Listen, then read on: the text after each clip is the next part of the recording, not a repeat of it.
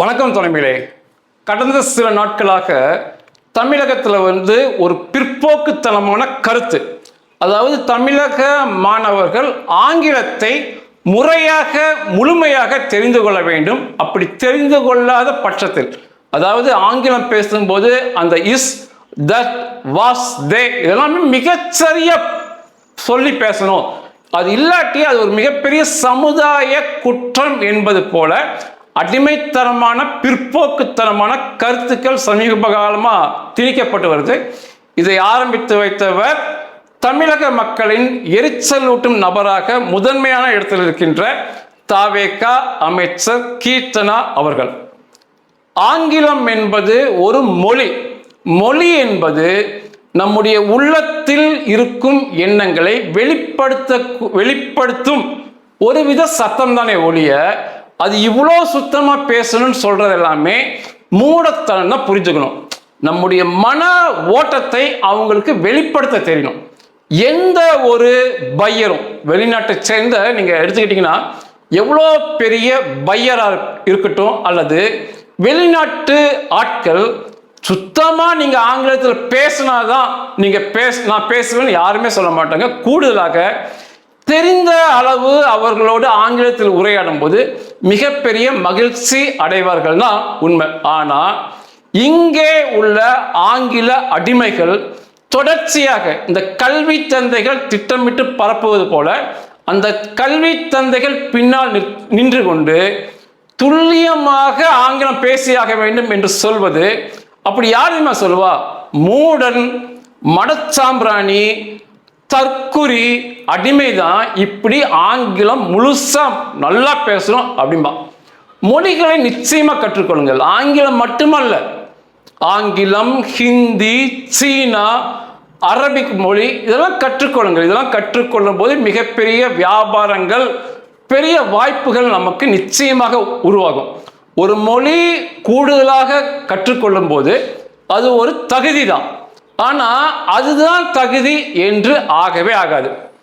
மொழியை தாண்டி திறமை உள்ள, சுறுசுறுப்பு உள்ள, தன்னம்பிக்கை உள்ள, விடாமுயற்சி உள்ள நபர் தான் வெற்றி பெறுவாரே ஒழிய, சுத்தமாக கிராமரோடு ஆங்கிலம் பேசுபவர் தான் வெற்றி பெறுவார் என்று இந்த அமைச்சர் சொல்வதும் ஏற்றுக்கொள்ளவே முடியாது. இந்த சுறுசுறுப்பு, விடாமுயற்சி, தன்னம்பிக்கை இதெல்லாம் இல்லாத, சுத்தமாக ஆங்கிலம் பேச தெரிந்த நபரால் எதையுமே சாதிக்க இயலாது. வேணா ஆங்கிலத்தில் பிச்சை கேட்க உதவும், அவ்வளவுதான். அப்படிதான் அதை பார்க்கணுமே ஒழிய, ஒரு அடிமைத்தனத்தை போல நம்மளை உருவாக்குறாங்க. இன்னைக்கெல்லாம் பார்த்தீங்கன்னா, ஒரு வெளிநாட்டு நபர் வரும்போது அந்த நபரிடம் ஆங்கிலம் பேச தெரியாமல் இருப்பது ஒரு தாழ்வு மனப்பான்மை, ஒரு தவறுன்னு சொல்லி நமது மக்கள் அவர்களிடமிருந்து தாழ்வு மனப்பான்மையோடு விலகி போவதை பார்க்க முடிகிறது. இன்னைக்கு தமிழ்நாட்டு மக்களால் அதிகம் எரிச்சலோடு பார்க்கக்கூடிய, தமிழக மக்களை அதிகம் எரிச்சலூட்டும் நபராக இந்த கீர்த்தனா அவர்கள் தான் மாறி வராங்க. பொதுவாக பெண்கள் இப்படி வருவதை நான் ரொம்ப வரவேற்பேன். இதை போன்ற சமயங்களில் பெண்களை விமர்சிப்பது மிகப்பெரிய தவறு. ஏன்னா ஏற்கனவே அவங்க சமுதாயத்தில் புறக்கணிக்கப்பட்டு ஒடுக்கப்பட்டு வராங்க. அதை தாண்டி அவர்கள் வர வேண்டும் என்று எனக்கு ரொம்ப ஆசை. ஆனால் அதை புரிந்து கொள்ளாமல் இந்த அமைச்சர்கள் செயல்படுவது, மக்களை எரிச்சலூட்டும் வகையில் செயல்படுவது மிகப்பெரிய தவறு. அவர்கள் தான் திருத்திக் கொள்ள வேண்டும். தவேகாவிற்கு இது நிச்சயமாக பின்னடைவாக அமையும். அமைச்சர் கீர்த்தனா, அதை போன்ற சில பெண்கள் இருக்காங்க, பின்னடைவாக தான் அமையும். எப்படி ஒரு அமைச்சர், ஒரு ஆள் எரிச்சல் ஊட்டுகிறார், இந்த மக்களை எப்போ எரிச்சல் ஊட்டுகிறார்னு கண்டுபிடிக்கலாம் அப்படின்னா, வலைதளங்களை பார்த்தா தெரிந்து கொள்ளலாம். பிரபலங்கள் வலைதளங்கள்ல இருக்காங்க. வலைத்தளங்கள் அனைவருக்கும் பொதுவானது. நிச்சயமாகவே மேற்கத்தியர்களை பாராட்ட வேண்டும். ஒரு சாமானிய மனிதனின் குரலும் எழுத்தும் வெளி உலகத்தை செல்லும் பிரபலம் அப்படின்னு சொல்லி சாதாரண மனிதனையுமே பிரபலமாக்கியது வலைதளங்கள் தான். அந்த தளங்களை நம்மிடம் கொடுத்ததற்கு, அந்த சிந்தனை அவர்களிடம் இருந்ததற்கு நிச்சயமாக மேற்கத்தியர்கள் பாராட்டப்பட வேண்டியவர்கள் தான். இதுக்கு முன்னாடிலாம் பார்த்தீங்கன்னா பிராமணர்கள் மட்டுமே தமிழ்நாட்டில் இந்தியாவில் விமர்சிக்கும் தகுதி பெற்றிருப்பாங்க. எந்த ஒரு செயலையுமே பிராமணர்கள் தான் விமர்சிப்பாங்க. இன்னைக்கு சராசரி நபரும் விமர்சிக்கிறாங்க.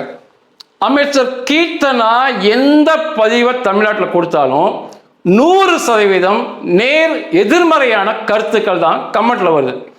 எல்லோருக்குமே எதிர்மறையான கருத்து வரும். இப்போ நானே பொது வலைதளத்தில் பேசுறேன் அப்படின்னா நிச்சயமாக கமெண்ட்ல திட்டுவாங்க. எல்லோரையுமே குசிப்படுத்த முடியவே முடியாது. ஒரு தரப்பு பாதிக்கப்படும். ஒரு நீதியரசர் நீதி வழங்குறாருன்னா 2 தரப்பையும் குசிப்படுத்த மாட்டார். ஒரு பக்கத்தை தண்டிப்பாரு, ஒரு பக்கத்தை பாராட்டுவார். அவர் தான் நீதி அரசர். அப்படிதான் நம்மளும் பேச முடியும். 10% திட்டுறாங்கன்னா பரவாயில்ல, 30% திட்டுறாங்கன்னா பரவாயில்ல, 50% திட்டுறாங்கன்னா பரவாயில்ல, 100% திட்டுறாங்க அப்படின்னா வலைதளத்தில் கமெண்ட்ல, அப்போ பேசும் நபரின் செயல்பாடுகளில் குறை இருக்குன்னு அர்த்தம். அமைச்சர் கீர்த்தனா எந்த பதிவு கொடுத்தாலும் பொது வலைதளங்களில் 100% எதிர்மறையான கருத்துக்களால் எரிச்சலூட்டும் நபராக விமர்சிக்கப்படுகிறார். அவரை தாண்டி ஒரு எம்எல்ஏ, பெண் எம்எல்ஏ, பெயர் தெரியவில்லை, கைவிளக்கேந்திய காரிகையார் போன்று கைக்குழந்தை ஏந்தியே சுற்றி திரிகிறாங்க. வேலை செய்யும் போது கைக்குழந்தைலாம் வீட்டில் கொடுத்து தான் வேலையை செய்யணும். ஆனால் தொடர்ச்சியாக ஒரு அமைச்சர் பதவி எதிர்பார்ப்புல அந்த எம்எல்ஏ செய்வது தெரிகிறது. அதை தாண்டி இன்னொரு பெண் எம்எல்ஏ கூட என் பேர் ஏன் மேலே போடல, என் பேர் ஏன் கீழே இருக்கு, இதை போன்ற தேவையற்ற மக்கள் முன்னேற்றத்துக்கு சம்பந்தமே இல்லாத காரியத்தை தொடர்ச்சியாக இந்த தாவேக்களை செய்கிறாங்க. நிச்சயமா இவங்களெல்லாம் டிஸ்மிஸ் பண்ணிட்டு, பணி நீக்கம் பண்ணிட்டு புதிய அமைச்சர்களை நியமிப்பது தான் நல்லது. நான் இவங்களுக்கு படிப்பணியாகவே 2 பேர்த்த உதாரணம் காட்டி பேசுறேன். 2 பேருமே தமிழ் பெண் அரசியல்வாதிகள். இவங்க திருத்திக் கொள்ளணும்னு தான் பேசுறேன். 2 பேர் ஒன்று தமிழக பாஜக வானதி சீனிவாசன், 2வது என்னால் மிகவும் மதிக்கப்படும் இந்தியாவின் நிதியமைச்சர் நிர்மலா சீதாராமன் அவர்கள். 2 பேருமே பெண்மணிகள் தான். இருந்த வானதி சீனிவாசன் என்ன பேசினாலும் தமிழக மக்கள்கிட்ட 100க்கு 100% எதிர்மறையான அவரை திட்டித்தான் கமெண்டே வரும். அதாவது ஒரு கிறிஸ்துவர், ஒரு இஸ்லாமியர் பொது வெளியில திட்டினா கூட, அதாவது பொது வலைதளத்தில் வானதி சீனிவாசன் திட்டினா கூட அவர் ஒரு பாஜக பிரதிநிதி, அதனால இவங்க திட்டுறாங்கன்னு சொல்லலாம். தமிழக பாஜகவுக்கு சொந்தமான முகநூல் வலைதளம் அதிகாரப்பூர்வமானது இருக்கு. வானதி சீனிவாசன் சம்பந்தப்பட்ட பதிவுகள் அதில் போடும்போது ஒரே ஒரு கமெண்ட் அவரை பாராட்டி வரவே வராது.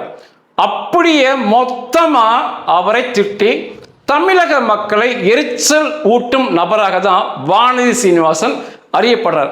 இன்னைக்கு முதலிடத்துல தமிழக மக்களை எரிச்சல் ஊட்டும் நபர் அமைச்சர் கீர்த்தனா, 2வது வானதி சீனிவாசன் சொல்லணும். உங்களுக்கு ஒரு சந்தேகம் வரும், தேர்தலில் ஜெயிச்சாங்களே அப்படின்னா வானதி சீனிவாசன் ஜெயிக்கல, அவர்கள் பின்னால் இருந்த கட்சிகள் தான் அவரை ஜெயிக்க வச்சது. வானதி சீனிவாசன் நீ கோயம்புத்தூர்ல போய் 2 பேர்த்துக்கிடையே போட்டி, ஒன்று வானதி சீனிவாசன், இன்னொரு நபர் யாரா வேணாலும் இருக்கலாம், கோயம்புத்தூர்ல யாரை வேணாலும் எதிர்த்து நிற்க வைத்தால் அவர் தான் ஜெயிப்பாரு. வானதி சீனிவாசன் 1000 வாக்குகள் கூட வாங்க மாட்டாங்க. இவங்க எல்லாமே மத்திய அரசின் பிடிவாதமான திணிப்பு தமிழக மக்கள் மீது. வானதி சீனிவாசன் பேசுறது பார்த்தீங்கன்னா ஒரே ஒரு நல்ல கமெண்ட் பாரதிய ஜனதா வலைதள பக்கத்திலே வராது. அவங்க கட்சி தொண்டர்கள் ஒரே ஒருவர் கூட அந்த பெண்மணியை, அவரின் செயல்பாடை ஏற்றுக்கொள்வதில்லை என்பதுதான் தெரியும். அதே சமயத்தில் நிர்மலா சீதாராமன் அவர்கள் தொடக்க காலத்தில் அவங்களுமே அரோகண்ட் அப்படிம்பாங்க. அவங்க பேசும்போது ரொம்ப அதிகார தோரணையாக மிரட்டலாக இருக்கும். எதிர்மறையான விமர்சனத்தை சந்திச்சாங்க. ஆனால் படிப்படியா அவர்கள் மீதான விமர்சனங்கள் நேர்மறையா மாறிட்டே வருது. நான் சமீபத்தில் பேசும்போது கூட பி ஜெயினுல் ஆப்தீன், பிஜே நாய்கள் நக்குன்னு சொல்லி பிற்போக்குத்தனமா பேசியிருந்தான்னு சொன்னேன். அந்த நபரை, கடுமையான பிற்போக்கு இஸ்லாமியவாதியே நிர்மலா சீதாராமன் பாராட்டியிருந்தாங்க. நிர்மலா சீதாராமன் அவர்களுடைய மகனோ திருமணம் நடந்துச்சு. ரொம்ப எளிமையா அந்த திருமணத்தை முடிச்சாங்க. அவங்க நினைச்சிருந்தா அம்பானியை கூப்பிட்டுருக்கலாம், அதானியை கூப்பிட்டுருக்கலாம், கலாநிதி மாறன், கோடீஸ்வரர்கள் உலகம் முழுவதும் இந்தியாவிலிருந்து கூப்பிட்டு நடத்தியிருக்கலாம். எதுவுமே செய்யாம அவங்க குடும்பத்துக்குள்ள மிக எளிமையாக முடிச்சாங்க. இது நான் சொல்லலை, அந்த பிஜேவே மனம் திறந்து பாராட்டிய நிகழ்வு. இன்னைக்கு தொடர்ச்சியாக அந்த நிர்மலா சீதாராமன் அவர்களை பாராட்டுவது தமிழ்நாட்டில் அதிகரிச்சுட்டே வருது. காரணம், பேச்சை தாண்டி செயல்திறன். ஏதாவது தேவையில்லாம வாய்க்களில் இப்படி பேசிக்கொண்டிராம அவர்கள் செயல்பாட்டால இன்னைக்கு இந்தியாவை பொருளாதார வீழ்ச்சி அடையாம உலகத்தில் நம்பர் 1 பொருளாதார வளர்ச்சிக்கு அவங்க கொண்டு போயிருக்காங்க. இரண்டாவது, சுறுசுறுப்பான செயல்பாடுகள். இரண்டாவது, கண்ணியமான தோற்றம். அதாவது சுதந்திரம் இருக்கு, எப்படி வேணா செயல்படலாம். ஆனாலுமே அமைச்சர்கள், முதலமைச்சர்கள், பிரதமர்கள் அப்படிங்கும்போது ஒரு கண்ணியமான தோற்றத்தை தர வேண்டும். நான் பார்த்து என்னைக்குமே நிர்மலா சீதாராமன் அவர்கள் ஒரு கண்ணியமான தோற்றத்தோடு காட்சி தருவாங்க. சும்மா சினிமா போட்டு சினிமா பாட்டு போட்டுக்கிட்டு குத்தாட்டம் போடுறது, அதை எடுத்து ரீல்ஸாக போகிறது, இதை போன்ற எதையுமே அவங்க வச்சுக்கிறது இல்லை. அதை எல்லாவற்றையும் தாண்டி ஒவ்வொரு அரசியல்வாதியிலும் இருக்க வேண்டிய திறமை, அதை விட நேர்மை, இது எல்லாத்துக்குமே சொந்தக்காரராக அவங்க இருக்கும்போது, நிர்மலா சீதாராமன் அவர்கள் இருக்கும்போது அவங்க அரோகண்டா பேசினா கூட மக்கள் அதை பொறுத்து கொண்டு பாராட்டுகிறார்கள். இன்னைக்கு அவர்களை பாராட்டும் சதவீதம் ஏறிக்கொண்டே போகுது. இதுதான் ஒரு நல்ல உதாரணம். அதே சமயத்தில் அதே கட்சி தான், பெண்மணி தான் வானதி சீனிவாசன், ஒருவராலும் ஏற்றுக்கொள்ளப்படாத எரிச்சல் ஊட்டும் நபராக தொடர்ச்சியாக செயல்படுறாரு. இதெல்லாம் ஆணவன் சொல்லலாம், என்ன வேணா திட்டுங்க, நான் இப்படிதான் பேசிக்கிட்டு இருப்பேங்கிற மாதிரி இவர்கள் செயல்படுறாங்க. அதே இடத்துக்கு தான் இன்னைக்கு அமைச்சர் கீர்த்தனா இருக்காங்க. ஒரு அரசு பள்ளியில ஒரு மாணவியிடம் ஆங்கில புலமையை இந்த புலவர் போய் சோதித்த வந்த பிரச்சனை. உடனே இன்னொரு அமைச்சர் ஜால்ரா போட்டே வந்தார், ராஜ்மோகன். அக்கா மாதிரி அவங்க ஒரு அக்கா செயல்பட்டது போல செயல்பட்டாங்கன்னா அதெல்லாம் சரி.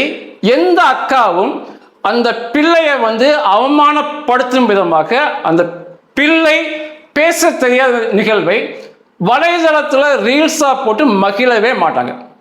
இதுதான் முக்கியமான பிரச்சனை. அமைச்சர் ஆய்வுக்கு செல்லலாம், அமைச்சர் பேசலாம், அமைச்சர் கேள்வி கேட்கலாம். ஆனா இப்படி ரீல்ஸ் போட்டு முட்டாளை போல மகிழக்கூடாது. ஒரு சின்ன புள்ள ஏதோ தெரியாம பேசுது, அது ரீல்ஸா போட்டு இவர்கள் அந்த சின்ன பிள்ளைக்கு எதிராக மிகப்பெரிய அறிவாளியாக காட்டிக்கொண்டதுதான் ஏற்றுக்கொள்ள முடியாத செயல். இன்னைக்கு சட்டமே கொண்டு வந்துட்டாங்க, பள்ளிகளில் ஆய்வு செய்யக்கூடாதுன்னு சொல்லி. அதை தாண்டி இந்த கீர்த்தனா அவர்களுக்கு வாய்ப்பூட்டு சட்டம், பொதுவெளியில் பேசாம செயல்பாடுகள் பேசுவது போல அவர்கள் செயல்பட வேண்டும் என்று சட்டத்தை தாவேகா கொண்டு வர வேண்டும். அது தாவேகாவிற்கு நல்லது. ஆங்கிலம் முக்கியமான மொழி தான், உலகத்தின் பொது மொழி தான், அதில் எனக்கு எந்தவித மாற்று கருத்துமே இல்லை. ஆனால் ஆங்கிலம் மொழியாக கற்றுக்கொள்ள வேண்டும் என்பதை தாண்டி ஆங்கிலத்திற்கு, ஆங்கிலேயனுக்கு அடிமையாக இருக்க வேண்டும் என்பது போலதான் நமது பாடத்திட்டங்கள், நமது கல்வியரசர்கள், மூடர்கள், மதிகடர்கள் தொடர்ச்சியாக செயல்படுறாங்க. ஒரு 2 தமிழர்களுக்கிடையே பேசும்போது இன்னைக்கு பாதிக்கு பாதி ஆங்கில வார்த்தைகள் கலந்து பேசுவது உண்மையாகவே பார்ப்பதற்கு ஒரு அவமானமா இருக்கு. 2 பேருமே தமிழர்கள் தான். நம்ம ஆங்கில புலமையை எங்க காட்டணும்னா, தமிழ் தெரியாத ஒரு நபரிடம் உரையாடும் போது ஆங்கில புலமையை காட்டுவதில் தவறில்லை. அதை தாண்டி குடும்பத்துக்குள்ள பேசும்போதே, அப்பாட்ட பேசும்போது, அம்மாட்ட பேசும்போது, நண்பர்கிட்ட பேசும்போது பாதிக்கு பாதி இன்னைக்கு ஆங்கில வார்த்தையை கலக்கி பேசிக்கிட்டு இருக்கோம்.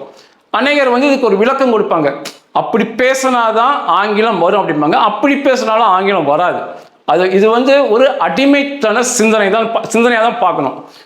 எனக்கு ஒரு சம்பாஷணை என்ன செருப்பில் அடித்த மாதிரி இருந்துச்சு. இஸ்ரேலில் நடந்த சம்பாஷணை. இதெல்லாம் பார்க்கும்போது எனக்கு அதுதான் நினைவுச்சு. எங்களுடைய மேலாளர், ஒரு பெண் மேலாளர் இருப்பார், பேர் ராகேல் சமீர். இங்கே ரேச்சல் அப்படிம்போம், அங்கே ராகேல் அப்படிம்பாங்க. ராகேல் சமீர் என்னை வேலை முடிஞ்சோன்னே என் வீட்டுக்குள்ளக்கு காரில் கூட்டிகிட்டு போகிறாங்க. நாங்கள் அங்கே கார் ஓட்ட முடியாது, கொண்டு போகிறாங்க. அப்போ 2 பேரும் உரையாடல் நினச்சி. அப்போது அவங்க என்கிட்ட கேட்டாங்க, ராகேல் கேட்டாங்க, உங்களுடைய மொழி என்ன? சாமுவேல் மொழி என்ன அப்படின்னு கேட்கும்போது தமிழ் அப்படின்னு அதோட நிப்பாட்டிக்கலாம். தேவையே இல்லாமல் உலகத்திலேயே மூத்த மொழி எங்களுடைய தான், மிகச்சிறந்த மொழி எங்களுடைய தான் அப்படின்னு. இரண்டாவது கேள்வி கேட்டாங்க, உங்கள் மொழியில் பாதி ஆங்கில சொற்கள் கலந்துருக்குமான்னு கேட்டாங்க. ரெண்டாவது கேள்வி. எனக்கு என்ன பதில் சொல்கிறேன்னு தெரியல. அப்படிலாம் கலந்துருக்காது அப்படின்னு. இல்லை, நான் சினிமாக்கள் பார்க்கிறேன், இஸ்ரேலில் சொந்த தயாரிப்பான சினிமாக்கள் இல்லை, ஒரே ஒரு கூத்தாடி அங்கே இல்லை. புரிஞ்சுக்கங்க, சினிமா பார்ப்பது என்றால் வெளிநாட்டு சினிமா, இந்திய சினிமா, அமெரிக்கா சினிமாவை திரையரங்குகள் அதுவுமே ரொம்ப குறைவு. திரையரங்கு நான் பார்த்ததே இல்லை, டெலிவிஷனில் பார்த்து மகிழலாம். ஆனால் அங்கே சினிமா எடுத்து கூத்தாடிய ஆட்சிக்கு வர வைக்கும் அவல நிலை இஸ்ரேலில்.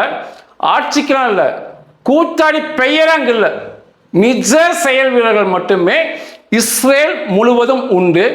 இந்த நிழல் கூத்தாடிகள் ஒன்றுக்குமே ஒதுவாத எடுப்பார் கைப்பிள்ளைகள் பின்னால் சுற்றும் வழக்கம், அவர்களை புகழும் வழக்கம், அவர்களை பார்க்கும் வழக்கம் இஸ்ரேலில் இல்லவே இல்லை. அவங்க கேட்டாங்க, நான் சினிமா பார்த்தேன், தமிழ் சினிமா, உங்கள் சினிமாவில் பாதிக்கு பாதி வார்த்தை ஆங்கிலத்தில் பேசுகிறாங்க அப்படின்னாங்க. பதில் சொல்ல தெரியல. திரும்பவும் நான் என்ன மலுப்பலாக பதில் சொன்னேன் அப்படின்னா, இந்தியா ஒரு காலத்தில் ஆங்கிலேயரால் அடிமைப்படுத்தப்பட்டு ஆட்சி செய்யப்பட்ட நாடு, அதனால அதோட பாதிப்பு இருக்கு அப்படின்னு. அதுக்கு அவங்க திரும்ப சொன்னாங்க, இந்தியா 1947 சுதந்திரம் வாங்கிடுச்சாங்க அப்படின்னாங்க. உண்மையாகவே இதுக்கு மேலே அவங்ககிட்ட பேசி நான் ரொம்ப அவமானப்படுறதுக்கு தவிர்த்துக்கிட்டு பேசாமே இருந்துக்கிட்டேன். அவங்க என்ன சொல்கிறாங்க, ஆங்கிலேய அடிமையாக இருந்தீங்க, 1947 சுதந்திரம் வாங்கிட்டீங்க, இன்னுமே அந்த அடிமைத்தனம் போகலை அப்படிங்கிற மாதிரி கேட்குறாங்க. ஏன் அவங்க கேட்டாங்கன்னா, 1948 இஸ்ரேல் சுதந்திரம் வாங்கினாங்க. 2 இஸ்ரேலியர்கள் பேசும்போது நீங்கள் கவனிச்சிங்கன்னா, 6 வருஷமாக கவனிச்சிருக்கேன், ஏதோ ஒரு புள்ளி விவரம் வச்சுலாம் நான் பேசலை. 2 இஸ்ரேலியர்கள் பேசும்போது ஒரே ஒரு ஆங்கில சொல் அதில் கலந்துருக்காது, சுத்தமான ஹீப்ரு பேசுவாங்க. இத்தனைக்குமே பல 100 ஆண்டுகள் அவங்க மொழி இல்லை, தொலைக்கப்பட்ட மொழி ஹீப்ரு மொழி, எல்லாமே சதறிட்டாங்க. அதுக்கப்புறம் அந்த மொழியை புதுப்பித்து அந்த மக்கள்கிட்ட பேச கொடுத்து இன்னைக்கு 2 இஸ்ரேலியர்கள் யூதர்கள் பேசும்போது ஒரு சின்ன கம்மா அளவு கூட ஆங்கிலம் கலக்காது, சுத்தமாக ஹீப்ரு பேசுவாங்க. அதே சமயத்தில் அனைவரிடமும் ஆங்கில புலமை இருக்கும். அப்படி ஹீப்ரு தெரியாத நபரிடம் ஆங்கிலம் பேசுவாங்க. சொந்த மக்களிடையே அடிமையை போல, மூடனை போல ஆங்கிலம் கலந்து பேசும் அதிக அளவு பேசும் ஒரே இனம் தமிழினம் தான். உண்மையாகவே மிகப்பெரிய அவமானம். அந்த சம்பாஷணைலாம் எனக்கு அப்படியே மனசுலயே நிற்குது. அந்த ஆங்கிலேயம் கலந்து பேசாத, அப்படி ஆங்கிலேயம் கலந்து பேசினாதான் ஆங்கிலேயம் தெரியும் வளரும் அப்படின்னு மூடத்தனமாக சொல்லாத யூதர்கள் தான் மிகப்பெரிய கண்டுபிடிப்புகளுக்கு சொந்தக்காரர்களாக இருக்கார்கள். அதாவது புதிதாக கண்டுபிடிப்பது, இல்லாத பொருளை கண்டுபிடிச்சு கொடுப்பது. ஏதாவது ஒரு தமிழர் இதை கண்டுபிடித்தார், இந்த பொருளை கண்டுபிடித்தார் சொல்லுங்க, இந்த தமிழர் ஒரே ஒரு பொருளை கண்டுபிடிச்சிருக்கான்னு சொல்லி. ஏன்னா தொடர்ச்சியாக அடிமைத்தன சிந்தனை, ஆங்கிலேயனுக்கு, ஆங்கிலேய மொழிக்கு அடிமைத்தனமான சிந்தனை. இப்படி பிறன் மொழியை பேசினாதான், அதுவும் இலக்கண சுத்தமாக பேசினாதான் பெரிய ஆள்னு சொல்லி நினைக்கிற வரைக்கும் எந்த ஒரு கண்டுபிடிப்பும் கண்டுபிடிக்க இயலாது. தாண்டி வேலைக்கு சென்று மகிழக்கூடிய சூழலை தான் நம்ம நிச்சயமாக இருப்போம். தொடக்கத்தில் சொன்னதை சொல்லி முடிச்சுக்கிறேன். ஆங்கிலம் பேசுவதை தாண்டி ஒரு தன்னம்பிக்கை உள்ள ஒரு மனிதர், விடாமுயற்சி உள்ள மனிதர், சுறுசுறுப்பு உள்ள மனிதர், நேர்மை உள்ள மனிதர் தான் நிரந்தரமாக முன்னேற்றத்தின் பாதையில் நிச்சயமாக செல்ல முடியும். இப்படி தன்னம்பிக்கை இல்லாமல், சுறுசுறுப்பு இல்லாமல், நேர்மை இல்லாமல், விடாமுயற்சி இல்லாமல், ஆங்கிலத்தை மட்டும் இலக்கண பிழையின்றி பேசுபவன் இஸ் தட் வாட், இப்படிலாம் இலக்கண பிழையின்றி பேசுவனால பிச்சை தான் எடுக்க முடியும். என்ன, அவன் ஆங்கிலத்தில் பிச்சை கேட்பான், அவ்வளோதான். நன்றிகள்.